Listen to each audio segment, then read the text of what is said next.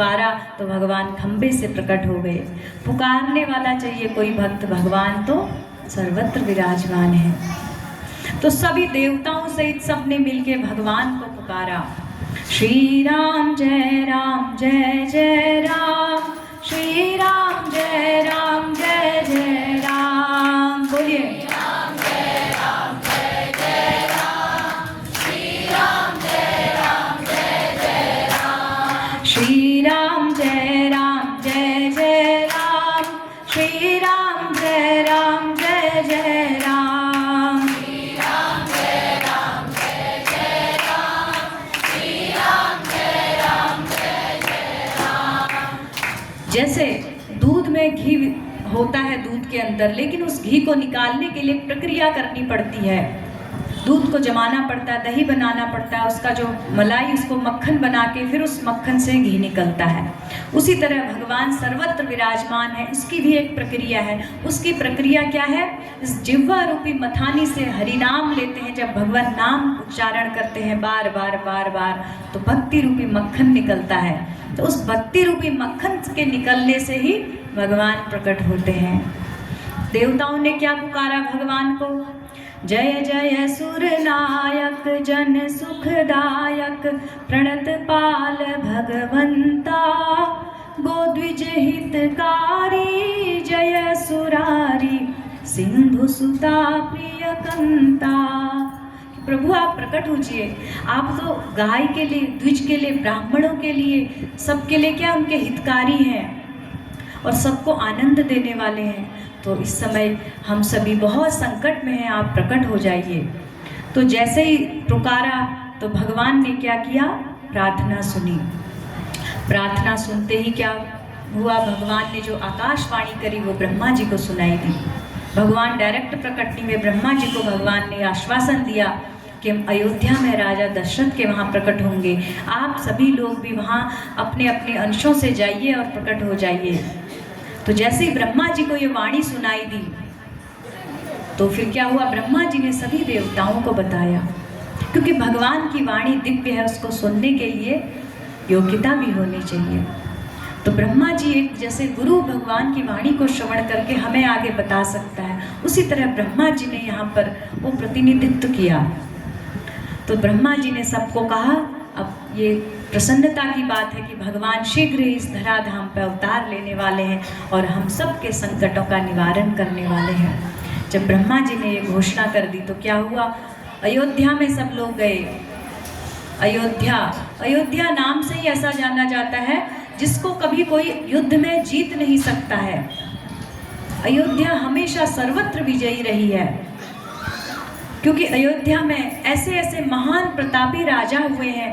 जिस सूर्य वंश में भगवान ने जन्म लिया, वहाँ का एक एक राजा एक से बढ़ के एक था। तो ऐसे कुल में भगवान आने वाले हैं। भगवान किसी सामान्य व्यक्ति के वहाँ नहीं जन्म लेते हैं। उस कुल के एक एक वंश का यदि आप चरित्र खोल के देखेंगे तो लगेगा अरे इनसे बड़ा चरित्र तो किसका है। तो प्रत्येक वंशज इतना महान है। उस सूर्य वंश में भगवान ने आने का निर्णय किया। और किसके वहाँ आने के लिए? राजा दशरथ के वहाँ।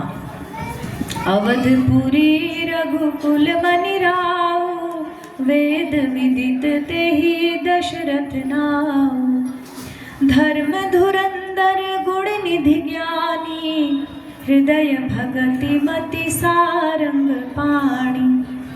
भगवान किसको पिता बना रहे हैं? अपने दशरथ जी को। दशरथ जी को क्यों बुला रहे हैं? उनके गुणगान बताया है। अवधपुरी रघुकुल मनि राउ, रघुकुल में जो उस कुल में जो मणि के समान थे, तेजस्वी थे, वो राजा दशरथ थे। वेद विदित तेहि दशरथ नाउ, उनका नाम सर्वत्र वेदों में भी उनका नाम है। वो इतने महान है कि कोई अनजान नहीं है दशरथ जी से। सर्वत्र उनका यश फैला हुआ है, उनका नाम दशरथ है।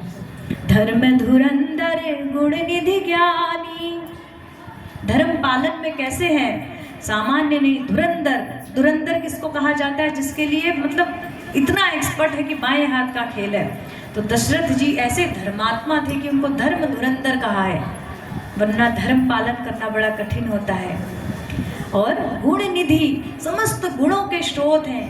भाई जिनके हृदय से, जिनके घर में भगवान संपूर्ण गुण जिनसे प्रकट होते हैं वो आ रहे हैं, तो क्या उनका पिता कोई सामान्य होगा? गुण निधि और ज्ञानी, परम ज्ञानी, कैसा कॉम्बिनेशन है। धर्मात्मा है, गुणों के सागर हैं, ज्ञानी हैं, राजा हैं, साथ ही वीर भी हैं। मतलब एक एक गुण इतनी मात्रा में भरा है दशरथ जी में। हृदय भगति मति सारंग पाणी, हृदय में क्या है? भक्ति है। सारंग पाणी भगवान की, सारंग पाणी भगवान राम का नाम है। उनके धनुष का नाम सारंग है और पाणी माने हाथ होता है। उनके हाथ में सारंग नामक धनुष धारण करते हैं, इसलिए वो भगवान राम के परम भक्त हैं। तो ऐसे राजा दशरथ जी, जिनको देवताओं से भी ऊंचा दर्जा दिया जाता है। अब देखो, इस पृथ्वी लोक में रहते हैं दशरथ जी, और स्वर्ग के जो देवता हैं उनकी शक्ति कितनी असीम है जो हम कल्पना भी नहीं कर सकते हैं। लेकिन जब देवताओं पर संकट आया तो देवताओं ने सोचा हमारी रक्षा कौन करेगा? पृथ्वी की तरफ झांका उन्होंने। कितनी बड़ी बात है, स्वर्ग से वो नीचे दशरथ जी की तरफ आशा लगा रहे हैं कि एक दशरथ जी ऐसे हैं जो हमारी रक्षा कर सकते हैं। स्वर्ग के देवता मदद मांगने के लिए दशरथ जी के पास आते थे, इतने महान दशरथ राजा। तो कई अर्थों में कहा जाता है दशरथ नाम ही उनका इसलिए था जिन्होंने 10 इंद्रियों को अपने संयम में रखा था। जैसे रथ की लगाम को सारथी खींच के रखता है, 10 इंद्रियां दशरथ जी के वश में थी। इतने महान दशरथ जी, उनके घर में भगवान जब वो वृद्धावस्था की ओर जा रहे थे, उनकी कोई संतान नहीं थी। सब कुछ था, सुख था, ऐश्वर्य था, कई रानियां थी, सब था, लेकिन संतान नहीं थी। तो दशरथ जी के मन में ये दुख था। तो एक दिन उन्होंने सोचा कि हमारा इतना सुंदर वंश है, आगे वंश चलाने वाला तो इसमें राजा होना चाहिए, अयोध्या में राजकुमार। तो इस संकट से दुखी होके वो किसके पास गए?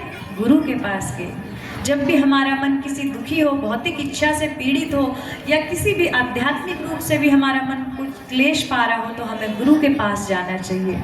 ये शिक्षा मिलती है, गुरु के पास तुरंत समाधान मिलता है। जब वो वशिष्ठ ऋषि अपने कुल गुरु के पास गए तो गुरुदेव ने उनको मार्ग दिखाया। उन्होंने कहा अब आप किसके पास जाओ? श्रृंगी ऋषि के पास जाओ। वो पुत्र कामेष्टि यज्ञ करवाना जानते हैं, जिस महान यज्ञ के द्वारा पुत्र की प्राप्ति होती है। तो दशरथ जी ने श्रृंगी ऋषि के चरण वंदना करके उनको अनुनय विनय करके कहा आप यज्ञ करिए। जब श्रृंगी ऋषि इस चीज़ को माने तो फिर उसके बाद राजा दशरथ के वहाँ बहुत महान यज्ञ हुआ, पुत्र कामेष्टि यज्ञ हुआ, जिस यज्ञ से उनको एक पायस मिली, खीर मिली। उस खीर को अग्नि देवता ने प्रदान करके कहा अब आप अपनी रानियों को इसको खिलाइए। भगवान को पाना देखिए इतना सहज नहीं है। भगवान को पाने के लिए कितना उन्होंने मतलब साधन किया। इसको हम इस परिप्रेक्ष्य में ही देखेंगे कि दशरथ महाराज जी इतने महान थे, लेकिन प्रौढ़ावस्था तक जब भगवान नहीं मिले, जब उनको व्याकुलता हुई कैसे मुझे प्राप्त हो, पुत्र रूप में भगवान ही मिल रहे थे उनको, व्याकुलता हुई तो गुरु के पास गए। जब गुरु ने उनका जो मार्गदर्शन किया उसका उन्होंने पालन किया। जब उसका पालन किया उसके बाद उनको फिर खीर मिली, उसको खाया। कितना लंबी प्रोसेस हुई। इससे हम इससे शिक्षा ले सकते हैं कि जब हमारे भीतर भगवान को पाने की व्याकुलता आएगी, आत्म साक्षात्कार करने की व्याकुलता आएगी, भगवान के विषय में जानने की इच्छा आएगी, तब जाके हमारे भीतर ये विचार आएगा अब हम किसी को सद्गुरु बनाएं। फिर जब सद्गुरु के पास जाएंगे, गुरु के बताए मार्ग पर हमको चलना पड़ेगा। गुरु ने जैसे जैसे बताया वैसे वैसे राजा दशरथ ने यज्ञ किया। उसके बाद उनको पुत्र की प्राप्ति हुई। जब पुत्र की प्राप्ति की, उन्होंने खीर सभी रानियों को खिलाई। तो आधा भाग कौशल्या माता को दिया, आधा कैकेयी को, दोनों ने आधा आधा भाग सुमित्रा मैया को दिया। तीनों रानियों को जब खीर खिलाई गई तो तीनों रानियों के हृदय में भगवान प्रकट हुए, क्योंकि भगवान अपने भक्तों के ही हृदय में निवास करते हैं। कोई सामान्य माता नहीं है कि जैसे एक सामान्य माता के समान उनको गर्भ धारण हुआ हो, ऐसा नहीं है। भगवान तो कौशल्या माता के आगे चतुर्भुज रूप में प्रकट हुए थे। कौशल्या और दशरथ जी कौन थे? मनु और शत्रुपा जी थे। जिन्होंने एक पैर पर खड़े होकर नैमिषारण्य में 10,000 वर्षों तक तपस्या की थी भगवान को पुत्र रूप में पाने के लिए। जब पूर्व जन्म में उन्होंने तपस्या की, उसी के परिणाम स्वरूप इस जन्म में उनको भगवान मिले पुत्र के रूप में। उनका वात्सल्य भाव भगवान के प्रति था। जब रानियों को खीर खिलाई तो भगवान का प्रवेश होते रानियों का जो मुखारविंद है वो चमक गया।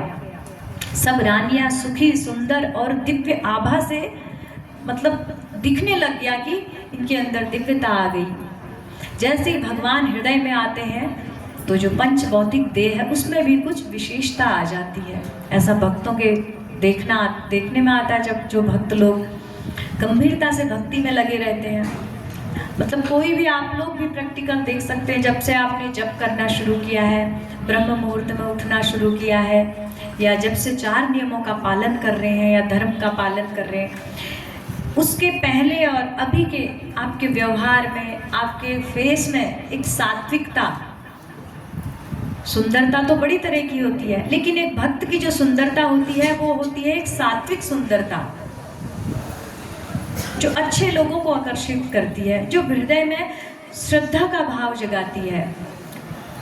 एक दूसरी सुंदरता होती है जो भौतिक दृष्टि से, जिसको देखते ही किसी के मन में अच्छा भाव नहीं आता है कि इसको प्रणाम करें, लेकिन भक्त की सुंदरता ऐसी होती है उसको देखते ही मन करता है इनको प्रणाम करें, श्रद्धा का भाव आता है। ये सुंदरता तब होती है जब हम भगवान नाम को अपने जीवन में लाते हैं। तो भगवान को नाम के रूप में ही आप अपने हृदय में ला सकते हैं। जब हम भगवान का नाम अपनी जिह्वा से उच्चारण करते हैं, श्री राम बोलते हैं, तो कहते हैं ये जिह्वा ही कौशल्या रूपी भगवान राम को जन्म देती है। जब कृष्ण बोलते हैं तो देवकी यशोदा बन के ये जिह्वा ही भगवान को जन्म देती है। तो भगवान के नाम और भगवान में अंतर नहीं है। तो जब हम भगवान का नाम लेते हैं तो स्वयं भगवान हमारे जिह्वा पर प्रकट होते हैं। तो भगवान के प्रकट होते ही हर व्यक्ति का जीवन आनंदमय हो जाता है, एक उल्लास, एक खुशी उसके जीवन में आ जाती है कि कुछ है हमारे पास ऐसा। तो इन रानियों के पास तो ये तो महान थे। जैसे ही भगवान ने गर्भ में प्रवेश किया, इनकी सुंदरता 100 गुना बढ़ गई। तो ऐसे भगवान ने फिर उचित काल, उचित समय में जन्म लेने के लिए भगवान तैयार हुए। तो क्या हुआ, जब भगवान जन्म लेते हैं तो जितनी भी अनुकूल चीज़ें हैं वो आ जाती आगे। सब तिथि, मास, पक्ष ऐसे इंतजार में खड़े रहते कि कब हमें सेवा का अवसर मिले। ऐसा नहीं कि भगवान नवमी की जगह किसी अन्य तिथि में जन्म लेते तो वो कम शुभ हो जाती। भगवान जहाँ जन्म ले, जहाँ प्रकट है, वो पूजनीय हो जाता है, वो शुभ हो जाता है। भगवान एक बरहा, एक सूकर का अवतार लेते हैं तो सूकर अवतार परम पवित्र हो जाता है, उसकी पूजा करते हैं। उन सूकर भगवान के रोम का, जो रोम से ही कुशा उत्पन्न हुई, उस कुशा से आज भी जितना भी जो वैदिक कर्मकांड की क्रिया होती है, बिना कुशा के पवित्र नहीं मानी जाती है। भगवान सूकर के बालों से जो उत्पन्न हुई, उस कुशा में इतनी पावर है। भगवान पे ऐसा नहीं होता है कि किस तिथि में जन्म लें, कुछ नहीं, बल्कि ये तिथियां चाहती हैं कि आज हमारा सौभाग्य होगा यदि भगवान हमको अनुग्रहित करें, प्रतीक्षा में खड़ी रहती हैं। तो ऐसे ही पृथ्वी ने क्या किया, अपने को सुसज्जित किया। जैसे हमारे घर में कोई मेहमान आने वाला होता है बड़ा, तो हम क्या करते हैं, सबसे पहले क्या करते हैं, सबसे पहले साफ सफाई। माताओं को तो अच्छी तरह अनुभव होगा, पहले साफ सफाई होती है, साफ सफाई होगी, फिर उसके बाद दूसरा काम है पकवान, क्योंकि अतिथि आ रहा है तो उसको खिलाना भी होगा। तो पृथ्वी माता ने क्या किया, पूरी पृथ्वी की साफ सफाई शुरू कर दी। इतनी सुंदर अनाज, इतने सुंदर फल फूल सब, और वृक्षों में पकवान, हर वृक्ष में फल लद गए। जितना वो सुंदर दे सकती थी पृथ्वी माता, सब कुछ उन्होंने दे दिया, क्योंकि आज पृथ्वी के घर में अतिथि आ रहे हैं, उसके स्वामी आ रहे हैं। तो इतनी सुंदर पृथ्वी जगमगाने लगी, मतलब वैकुंठ का जो स्वरूप है वो पृथ्वी में आ गया। तो और जितने भी लोग अयोध्या में जिन्होंने जन्म लिया था वो कोई सामान्य नहीं थे, सब देवता लोग, बड़े बड़े ऋषि मुनि आ गए थे। अरे भगवान आ रहे हैं, हमें भगवान के दूर का कहीं एक सेवक का भी सेवक बनने का सौभाग्य प्राप्त हो गया तो हमारा तो जीवन सार्थक हो जाएगा। तो सब ने अपनी अपनी मतलब भगवान को पाने की इतनी कामना से, जितना वैकुंठ से, जो वैकुंठ का वैभव था वो सब पृथ्वी पर छा गया। ऐसी सुंदरता पृथ्वी की हो गई। और बसंत ऋतु सब ऋतुओं में सर्वश्रेष्ठ मानी जाती है। इतनी सुंदर बसंत ऋतु, उस पर सब जगह पुष्प नए नए खिल रहे हैं। जितनी भी सरोवर थी, नदियां थी, सब ने अपने कमल खिला दिए। सुंदर सुंदर हवा, अनुकूल हवा चल रही है। ऐसा नहीं कि तेज हवा चल रही है, ऐसा भी कि नहीं कि गर्म हवा, शीतल मंद प्यार कहते हैं, जो बड़ी सुखद अनुभव होती, वो हवा चल रही है। हमारे स्वामी आ रहे हैं, क्योंकि सब जो ये कार्य, जो पृथ्वी चल रही है, किससे चल रही है? सब देवी देवता हैं, सब लोग भगवान के ही सेवक हैं। तो जब स्वामी आता है तो सेवक लोग क्या करते हैं? बढ़िया से बढ़िया बेस्ट दें, हमारी ओर से कोई कमी ना जाए, ऐसा होता है ना। तो वही सब हुआ कि पृथ्वी बहुत सुंदर जगमगाने लग गई। तो जो नवमी तिथि भगवान ने चुनी, नवमी तिथि को थोड़ा सा